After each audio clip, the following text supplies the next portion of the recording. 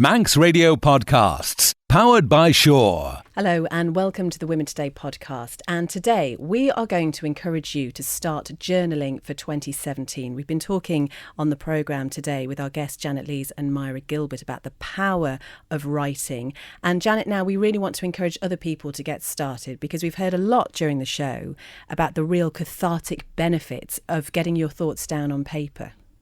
Yes, I think there's loads of different ways that you could approach it. I've just been thinking about it quickly, and I think you just have to do what feels right for you. I think what used to stop me, because I've been a diary keeper. I've done 6 months here, a year here, and then I've just completely stopped and not gone back to it for ages.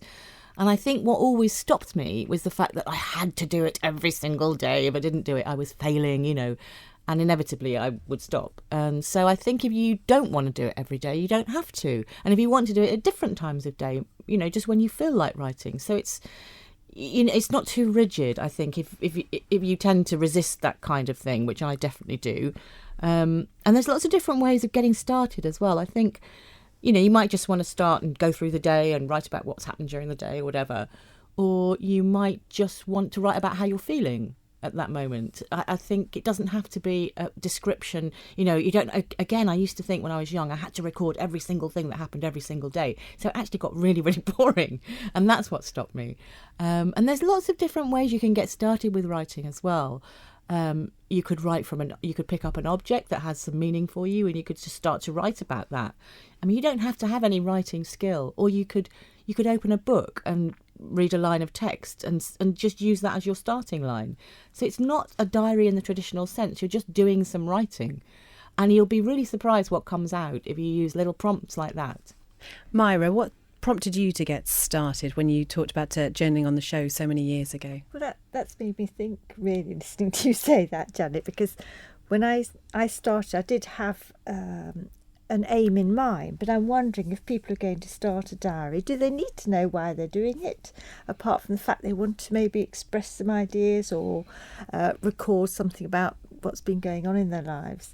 And I think if you don't know why you want to do it, but just want to keep some sort of record for future reference, then you could just sort of dip into it, and as long as you're doing some, within a few days of each other, it wouldn't really matter at all.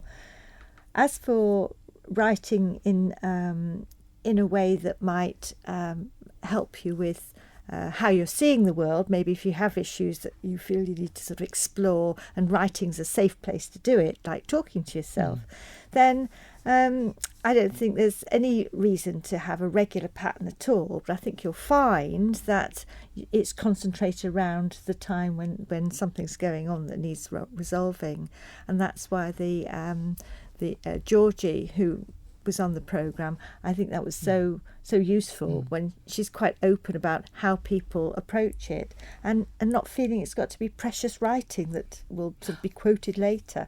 Quite important, you just write from the heart and for yourself. That's such an important point, Myra, that it doesn't have to be proper writing. It's about a conversation, really. You're having a conversation with your diary, or it could even be, as Georgie was saying, it just made me think, you could write to someone.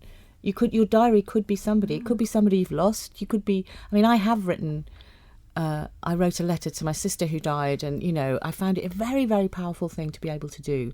And so it could be that. You could be writing to a person or an imagined person even, and people have done that actually in their journals. But it doesn't have to be. It's about. I think, as we said before, it's about the process. It's not about the product. So it's about doing it, just exploring and just letting it flow, really.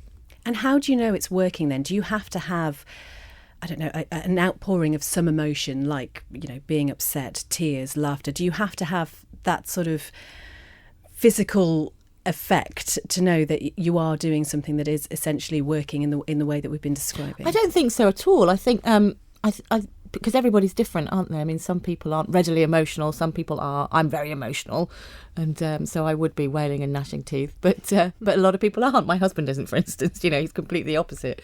But some people also do art journaling, so they like to stick pictures in, and they like to draw, and they like to I used to keep a scrapbook, which was like a journal, I suppose. So I would keep bus tickets and all sorts of things when I was a child. And that was a really nice way of doing it as well. So you don't always have to write. You could be just putting little mementos in there as well. That's a lovely thing to do, I think. And that is something really nice then to look back on, because it's quite multidimensional.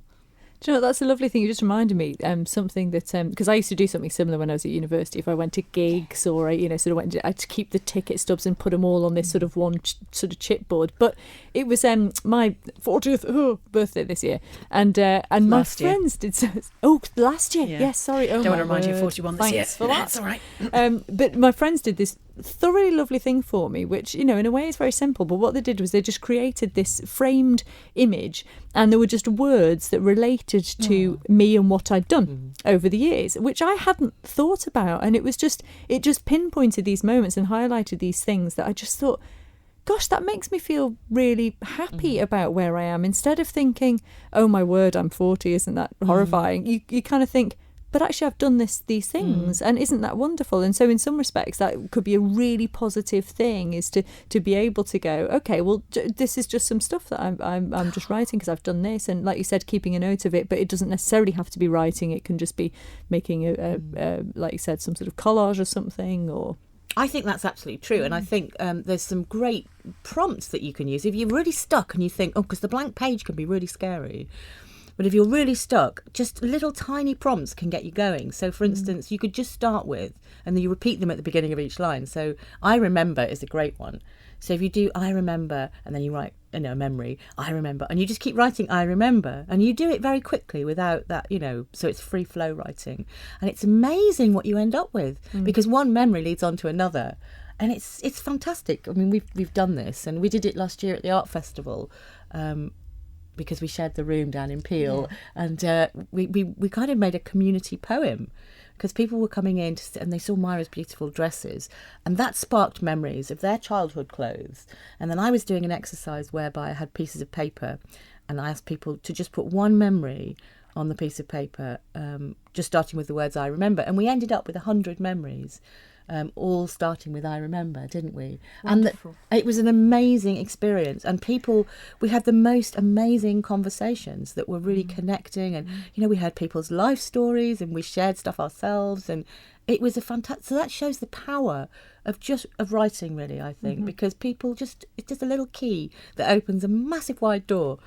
Really, really powerful. It was a lovely experience. And that comes back to the idea of creating a safe space for other people who maybe haven't tried to do that before, and maybe wouldn't, or feel it's sort of too precious.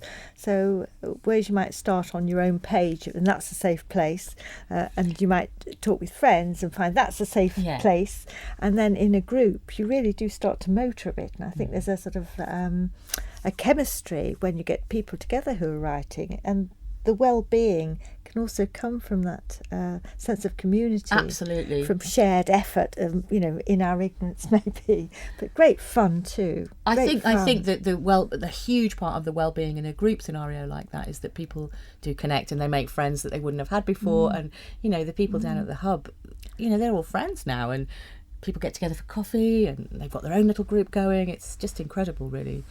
Well, Myra Gilbert and Janet Lees, thank you so much for being with us. We hope this has given you some inspiration to get started with journaling. I know I kind of feel a little bit inspired. It has me. I have, there is that thing, isn't there? I think, I'm not a particularly creative person, but I want to experience all the benefits that we've been hearing about. We're going to end this podcast, Janet, with a lovely poem, which I think hopefully sets a scene for 2017. What's it called? It's called Burning the Old Year, and it's by a poet called Naomi Shihab Nye. Letters swallow themselves in seconds. Notes, friends tied to the doorknob. Transparent scarlet paper, sizzle like moth wings, marry the air. So much of any year is flammable. Lists of vegetables, partial poems, orange swirling flame of days. So little is a stone. Where there was something and suddenly isn't, an absence shouts, celebrates, leaves a space. I begin again with the smallest numbers. Quick dance, shuffle of losses and leaves. Only the things I didn't do crackle after the blazing dies. Women Today, brought to you by citywing.com for your next flight away. Don't sit in the slow lane. Join the fast lane right now with Shaw's all-new Superfast Plus broadband. Enjoy more bandwidth, amazing speeds and the best value on the island from just £23.95 per month. So don't be left behind. Get a piece of the high-speed action with Superfast Plus broadband from Shaw.